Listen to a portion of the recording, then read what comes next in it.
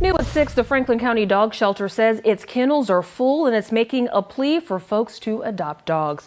The shelter posted pictures of some of those adoptable dogs on its Facebook page. It's currently caring for more than 300 dogs right now, and it's offering an adoption discount. So for the next 2 weeks, all dogs over 6 months can be adopted for just $18. You can also host a shelter dog. You think we need one more?